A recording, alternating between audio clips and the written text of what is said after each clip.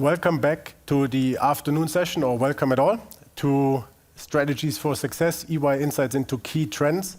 And we'll kick off the afternoon with one of the mega trends with these four lovely people here around AI, Gen AI, cloud security, and everything related to cybersecurity. So we have Sebastian, Cristian, Esther, and Jan here for the next 25 minutes. So looking forward to the session. Over to you, Jan. Thank you so much, Tim, and great to be here. And let's jump into it, Esther. So you are engaged in a large AI, Gen AI program at the moment. So let's start. What is the program about? So the program is at a large global pharmaceutical organization, and this is aimed to transform their operations with AI and Gen AI. So when we came in, they did a value assessment. They identified 12 enterprise-wide use cases. So we are developing those. But in addition, the program is also looking at foundational capabilities. So really around platform, data, people, and process. So you can think about change management, value management, responsible AI. And even we're building a one-stop shop for everything around AI. That sounds like a quite comprehensive program. So what went well, and is there already some lessons learned? Yeah, so actually we're still doing the program or the project. So, but I can already say something about what did go well or what are successes and what we can learn from it. So in terms of successes, I would say the fact that they realized to not only develop use cases, but to at the same time work on the fundamentals, I think that is really what's making a success. So, for example, this platform and data, reusable and configurable architecture patterns, or a reusable data ingestion pipeline that really accelerates future use case development. So I think that's really strong. Also, the collaboration that we have with the client, I think, is kind of a success, and also it helps to hand over at some point, because obviously we as consultants want to stay there forever, but for the client it's great that they are on board and that they can take over. So that's what are the successes. In terms of lessons learned, the governance needs to be set up from the beginning. So we actually are still, for the program or the project that I'm leading, we're still lacking a product owner. So we have a product manager, but this is making decision-making more difficult. So that is definitely a lesson learned. Set this up from the beginning, as well as take enough time to do the requirements gathering and the design of the solution before starting. Yeah, so very interesting. So some key lessons learned already. I think what the essence of the program is that you build a kind of foundational layer, and then you have specific use cases you build on top. And one of those is the SOP assistant. Exactly. Can you talk a little bit about that, what that use case is? Yeah, so indeed the SOP assistant, it's really supposed to enable employees or kind of to be compliant and to increase productivity. So SOPs stand for standard operating procedures. So there's thousands of them. So it's difficult to find them. So we have a search capability that actually enables finding the right SOP and the right answer in the SOP with natural language questions. We have comparison, because there's a lot of duplicate SOPs. So we can find which ones are potentially duplicate so that they can be maintained and updated, and that makes also search more easy.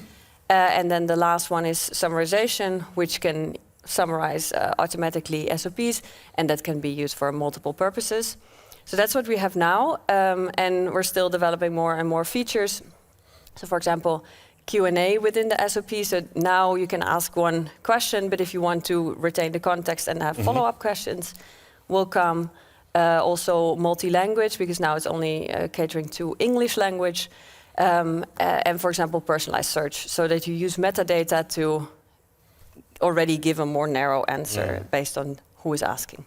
So that sounds you have built a specific solution here. So there might be the question, be allowed. Yeah.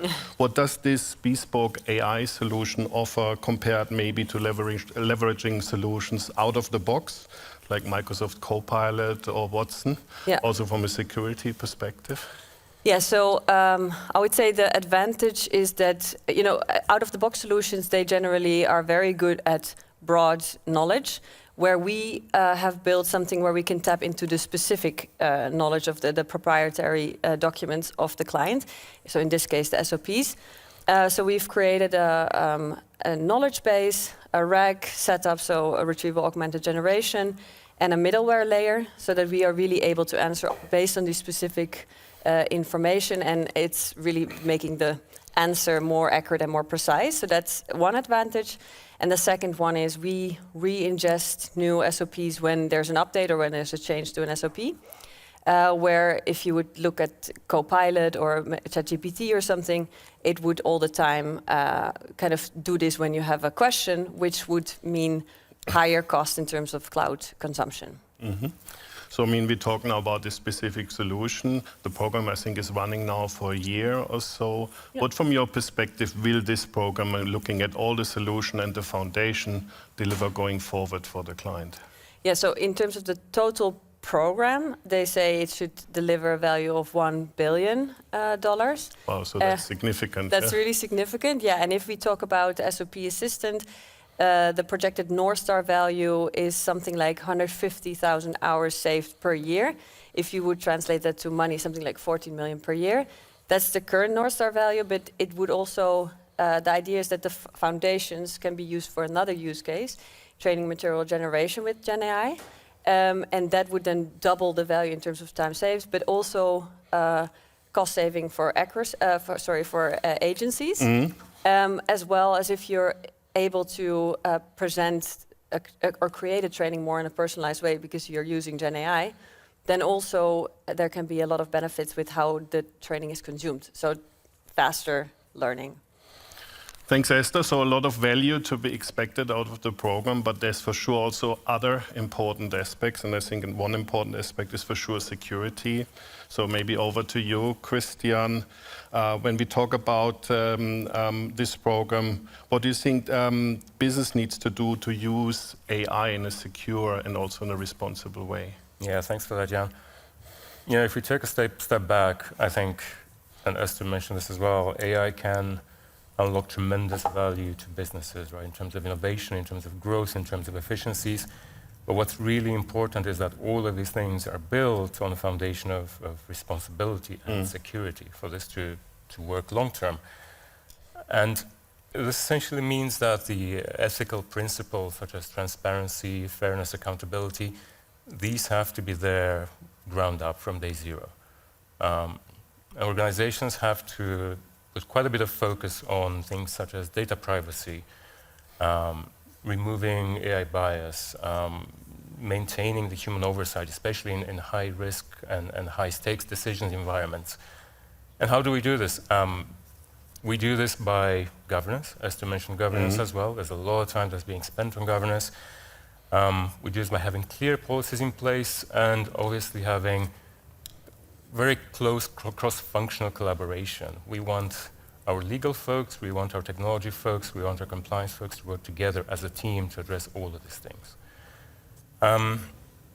Ultimately, this isn't just about managing risk, mitigating risk. I think it's also about building trust with employees, building trust with your customers, and really building trust with a broader public out there. And I think this applies equally well to when companies use commercial off-the-shelf solutions, but also when things are being built in-house, solutions and platforms. Everything has to be grounded with security and responsibility in mind. And I think everybody can buy easily into what you just said, but I think the question is always how to really build this in practice. So can you talk a little bit about that? Yeah, of course. So I think it all starts with planning and designing AI capabilities with security and responsibility in mind. And essentially, you want all of these things to be deeply aligned with just core principles of cybersecurity. And this means that, essentially, it means that you want all the people, all your teams that are involved in building these solutions and operating these solutions to come together.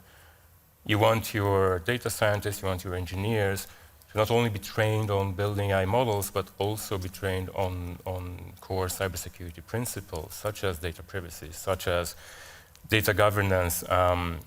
Essentially, security needs to be embedded across the entire life cycle of building, designing, operating AI solutions. But also, this isn't just an AI issue, right? When we talk about security of AI, this feeds into the broader cybersecurity transformation agenda that every enterprise will have. And as capabilities mature, you also need to have, as an organization, more maturing, broader cyber capabilities around your monitoring, around managing your identities, around managing the overall risk around these solutions. I think that makes a lot of sense. Maybe to get even more practical, can you give a kind of an example how that really works in practice? Yeah, absolutely. So let's imagine an organization that's deploying AI for their customer service or for their supply chain operations. The way to responsibly do this is to start by mapping your data flows, understanding what your data is, what your sensitive data is, where is it moving, where is it being transferred, and then embedding privacy and access control across this entire journey. How do we do that in practice, right? We do that by having our security and compliance teams embedded in the entire process from day one, and working together with our development teams, and ensuring that risks are very early identified and a proper mitigation strategy is in place across the whole life cycle. As organizations scale, having the standardized and pragmatic processes in place starts making a lot of difference, because on one hand, we want to have security across the entire value chain, across the entire life cycle. On the other hand, we need to have ways to effectively do this without hindering development and while partnering up with the business. So, I think as AI systems continue to evolve and as technology evolves, this has to feed back into, as I said earlier, the broader cybersecurity transformation agenda of every company. And if we look at the technology stack, as most of these solutions are cloud-centric, cloud security transformation is going to form a very big part of that. Yeah, and thank you for that. It's exactly the next point I actually wanted to touch with you, Sebastian. I mean, using modern AI or Gen AI tools means finally to expose your data into the cloud. Can you talk a little bit how we help our clients to secure this cloud environment? Thank you, Jan. And I'd like to follow up on something that Cristian said, and that is that security and compliance needs to be embedded into the process and an integral part of the product or squads and teams. As organizations scale, particularly in the cloud and AI, they quickly realize that the security team can't be part of every project. They're just overwhelmed. They need to be part of every stand-up. They need to bring all of this together. And so we actually helped the client, a large international organization, exactly with this roadblock that they were facing. And it pretty much boils down to the need for automation. So reusable, secure building blocks for the cloud environments. And on top of the client that we were working together with had stringent regulatory requirements as well as internal security policies that they needed to adhere to. And so there needed to be some sort of self-service portal where business and product squads can go and get building blocks for their environment that are already sort of secure from the beginning and approved by security. And I'm excited to share that that is exactly what we helped the client do with a solution that we call Casper. So next question, naturally, so how did we address those challenges in detail with Casper?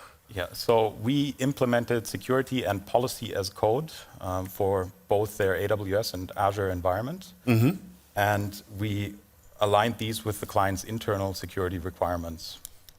What we also did is we created templates to actually test and verify that our codes and policies were working. And what were the outcomes of that implementation then? You talked about automation. Yeah? Well, essentially, we shifted the whole security problem to the left in the requirements gathering phase and made sure that from the get-go, right, the product squads and business can start using secure building blocks. And these type of automations really free up the security team then to focus on more critical issues or more complex issues, as opposed to being part of every stand-up talking about the standard parts. And these automations that we created also enhanced the security posture of the client significantly. So the business didn't need to go and do their own thing, essentially, with security, because it was being a roadblock. And they could go and use these building blocks. And this allowed the client and the security teams to essentially focus on their core business. So as you said, we called these automations Casper. So we built a solution. Can you tell us a little bit how that fits into the cloud security landscape of the client, and what does it contain in more detail? So Casper stands for Cloud Automation Security Provisioning and Execution Resource. And it's essentially a library of automations that contains 3 different types that I want to talk about mainly today. And the first one is preemptive. So that's the secure building blocks that you provide to your business so that you're secure from the start. The next one is a detective automation. So you're deploying policies in your cloud environment that continuously monitor for any security misconfigurations that you may have. And the last ones are corrective automations. So if there's a trigger that there's a misconfiguration is found, you can trigger the corrective automation to automatically take care of that. And essentially, this way, security teams can easily scale and work together with the business. And I think that is the significant value proposition of Casper, right? It offers compliance assurance for your cloud environments. It plays a significant role in enhancing the security posture of your cloud environment, and it automates certain parts of the development process from the get-go. And what we've actually seen at clients is that this reduces the management effort by 40%, and it also reduces the effort in detecting and remediating by almost 60%. So it sounds like Casper really gives valuable insight into the future of cloud security. Absolutely. I think it plays an integral part in the cloud journey that any client is going through. And it really also doesn't matter where they are in the journey. But I'm happy to answer any questions on that in the following minutes. Yeah. Yes, and I'm looking if some questions are coming in here. So, and I think we had now an interesting kind of journey through what the value of AI and Gen AI is, and is already kind of leveraged at our clients, how to secure it, and also the tools which are out there also in cloud security, and also to automate that part of security so that it can really kind of go in parallel to the development of the use case and the according implementation. So maybe let's come back to AI, Gen AI, and start there. Esther, I mean, first question here is, what experience do you have with the user adoption process? So like every new solution, obviously also this needs to be adopted by the user, especially like with tools like SOP, which we mentioned, yeah? Yeah. You develop and set live. So can you talk about that a bit? Yeah, so across the whole program, we have even an OCM team, so organization and change management team. So they are focused on, for all the use cases and anything that needs to be changed, they create programs to make sure that people are ready. So as I mentioned before, we're still in progress, but also we're going to do multiple releases. So there will be trainings, although it is an intuitive tool, but still people need to be trained on how to use it, what is there already now, what will come later, right? So there will be training, a lot of communication needs to be done to make people aware, to maybe again remind them, right? Don't do it the old way, do it the new way. So I think the user adoption is always key, because I've seen the most, great technological solution to be built, but then they were not used because the people didn't know how to, or didn't find it. So we are considering user adoption as extremely important and spend resources on it. And there's another question, maybe even more curious. So we heard the program should deliver 1 billion. There's a lot of good use cases already implemented. Is there already plans for a next wave? Yeah, so actually there are still a kind of use cases that we didn't touch upon, right? Yeah. So I think there's still the inventory of new use cases to be started. So I think in terms of next steps, I mean, there's, for example, for the SOP assistant is a lot of features still to be built. Then kind of this, going together with this training material generation use case, that's for us. But then there's all these new use cases that are still in the inventory. Also, the idea is that we do BOT, so build, operate, transfer. So we're now helping them to, so we're hiring people, staffing their center of excellences to then hand over to these people, which will be coming in the end, employees of the client. So there's quite some next steps still to come. And I think it will be a never-ending story because there's new developments, new AI use cases. So I think, you can continue with creating value forever.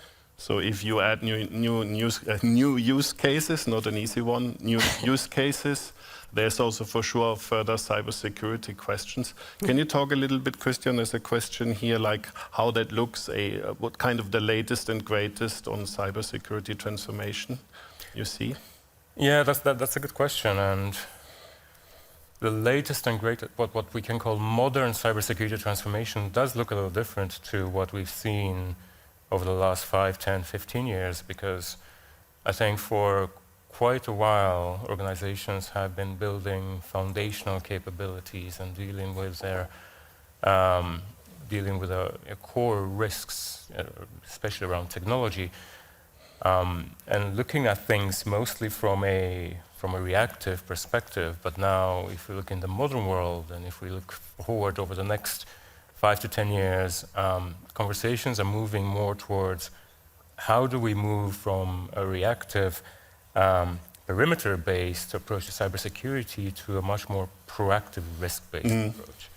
Right, so this, especially in the new cloud world, this includes things such as zero-trust architectures, intelligence-driven detection, highly automated threat detection and response setups, and these will be key to increasing maturity across the board, but also increasing efficiency and making sure that in the world that we live in, companies and CISOs can really get more done with less and can really get a full set of value out of the technologies that the cloud transformation does bring them. And then I guess there's another viable question here. We measure success for the implementation of the use cases and the platform, probably in new revenues, in cost savings, in more efficiency. Question is, how do we measure success? You talked about risk already from a cybersecurity transformation point of view. Yeah, that's another good question. Again, I think old world versus new world. If in the old world, conversations were more centered around compliance, in the new world, we're trying to move beyond that. We're looking at, on one hand, you clearly need to have a framework of KPIs and measurable elements that you can track success against and you can track progress against.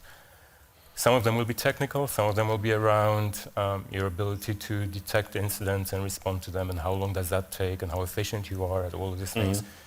But on the other hand, things that are starting to become more important and more prevalent are, for example, how closely aligned is your security strategy to your business? Are you able to help your business drive actual value? Are you able to be an enabler to the business as a security function rather than be a compliance function?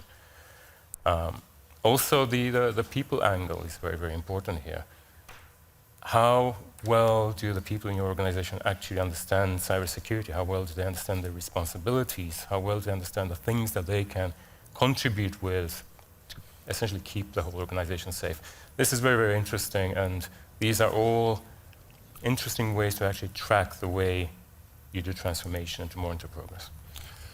So actually it means also we're not only building a platform for AI, we're building a platform also for cybersecurity that we not always need to redo when we bring new use cases. That same applies for cloud security, and you mentioned Casper. Maybe can you talk, Sebastian, a little bit about the scalability aspect of that, which I think is really important with respect to what we just heard. Yeah, that's the beauty of automation, right? It scales endlessly with computer power. So there's no real need to think about how it scales. You just, for Casper, you can deploy the policies that you need in the cloud environment, and then essentially it runs on its own. So there's no need to worry about the scalability of things. So with that, I think we're coming slowly to the end of that presentation. I hope that was valuable for everyone. Thanks a lot, Esther, Cristian and Sebastian, for your contributions. And for sure, I hope everybody knows how to reach us, so we're looking for more questions. And thank you very much for listening. Thank you. Thank you.